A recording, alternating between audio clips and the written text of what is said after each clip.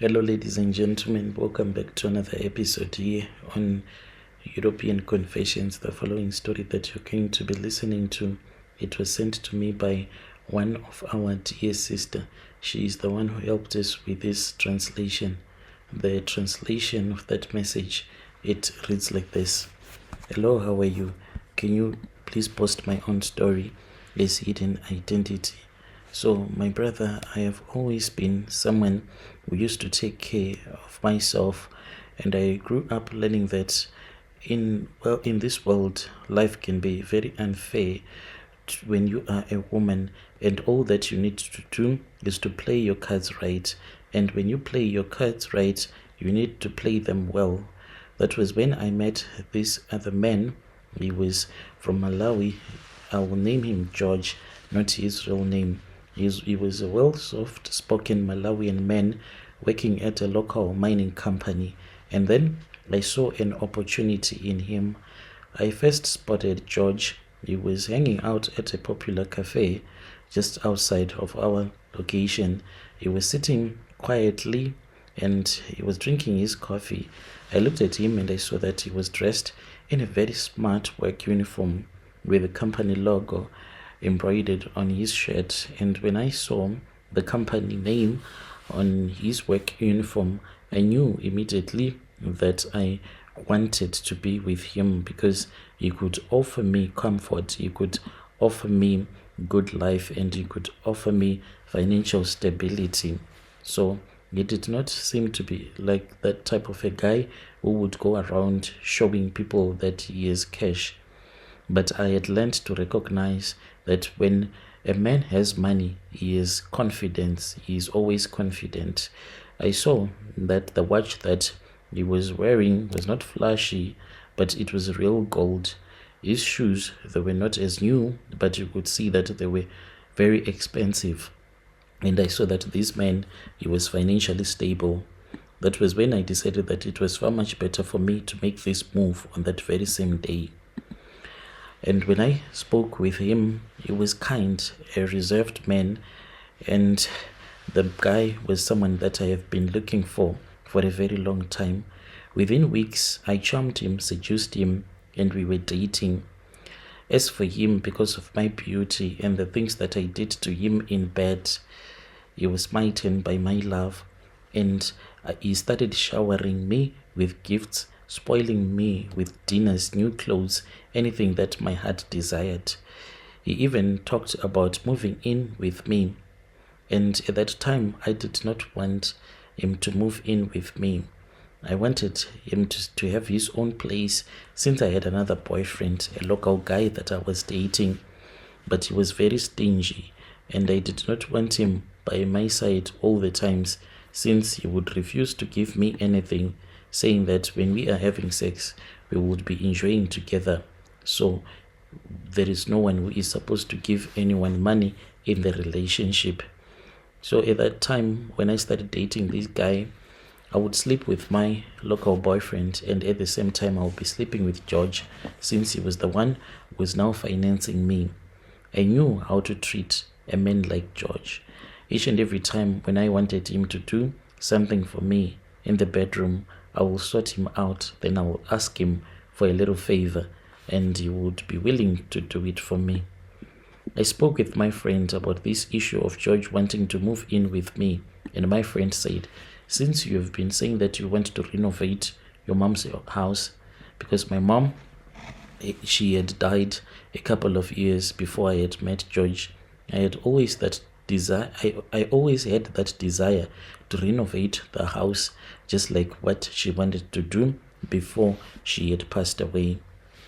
And then I agreed, and George moved in with me. My friend took me to this other old woman who was living on the outskirts of Rustenburg. This woman was known simply as Gogo, and she was someone who used to help a lot of ladies of the night to secure the love of their loved ones. And if you were dating another man who was a married man, if you would go to her, she would give you some love potions. So I went to her and I told her about George, how I wanted to ensure that he would stay with me until I would have completed the building project, and I did not want him to leave no matter what. So Gogo prepared a love charm for me, one that would bind George to me. The old woman warned me though, and she said, once you use this, his life will change. He will belong to you, but you must be ready for the consequences. He will give you everything, but you need to know that everything comes at a cost. This man will be glued to you. Do you understand that, Zintle? Not my real name. And I did not care about the warning. All that I saw was the life that he was giving me, that I was going to get. I wanted him to forget about his family that he had left back home in his country. And at that time, that was when I accepted the charms. I accepted them, and then I returned back and I started to stay with him. All the time that I was with him, I would make sure that the moment that his salary, when it gets into my bank account, I'll start to plan with this money, and I will empty my bank account. And he did not even care. All that he wanted was to keep me happy. We were staying together, and I had full control of everything, his finances, his schedule, his life. I was living like a queen, and he became almost like a slave of love to me. And you could tell that everything that was happening to him, it was very spiritual. So that was when he was at work, he told me that the mining company was about to cut some cost, and this meant that the one stable job he had was hanging by the thread. And then an accident that we never saw coming happened. It was a routine shift, nothing out of the ordinary. George had been operating one of the large mining trucks when the brakes failed. The truck just went off course, smashed into heavy equipment, and it left him with serious injuries to his leg. He was laid off with a minimal service package. All the money he had saved over the years had already been spent on me. And now, with medical bills that were piling up and no income, I saw that I was now dating a broken man, physically, financially, and emotionally. I had no use for a man without money. I had gotten everything that I wanted from him, and now I wanted him out of my life. Then there was this other day, we had an argument. I had gone out with my boyfriend, and when I returned back the next morning, he asked me where I was the previous night.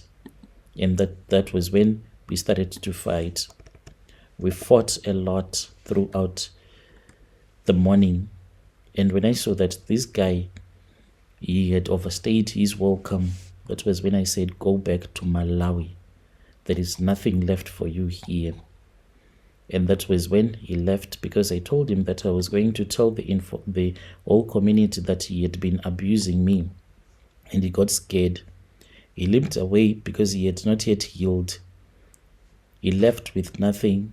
I had taken his money, and he went away. Some of my friends, they said that they had seen him wandering the streets of Rustenburg, and others, they said that they saw him sleeping in the park near this other old mine, but I did not care. Some people would even tell me to at least allow him to build a small shack at the back of my yard. I did not want him by my side because already I was dating another guy who had promised that he was going to give me enough money so that I can survive. Then one night, I had gone out to drink my alcohol, just a few drinks, then I started to have a stomach ache. So I said, since I am having this stomach ache, it is far much better that I go back home. When I returned back home, I thought that I had something outside of the window. It was faint, a scraping sound. When I heard this sound, I ignored it because this seemed like someone who was mowing the lawn. And I said, my neighbors, they must be high on drugs, mowing the lawn so late at night. Then it kept on going and going on and on. And that was when I looked outside through the window and I saw that it was George, the guy that I had chased away. He was busy working on my lawn, mowing the lawn. That was the beginning of my troubles. I returned back to Gogo and she gave me some charms that I sprinkled around the yard. And she told me that indeed she had seen in the spirit that George was dead. And when I heard that he was dead, I think maybe that is what his spirit was waiting for. So I have been tormented by him from that day until now. At night, I can even hear him singing and even just whistling. But when I wake up, the problem is that I do not see anything. And I have not told anyone about this because I'm scared that people will think that maybe I am mentally ill. Just imagine you're with your boyfriend, then you tell your boyfriend that there is a guy that is outside that is busy mowing the lawn. This guy is dead and I used to date him. So right now I am begging if there is anyone that might be from Malawi that might help me, because the woman who assisted me, she said the only person that can assist me, if we can find someone who can take me to Malawi so that they can do a cleansing ceremony for me so that his spirit can stop chasing me.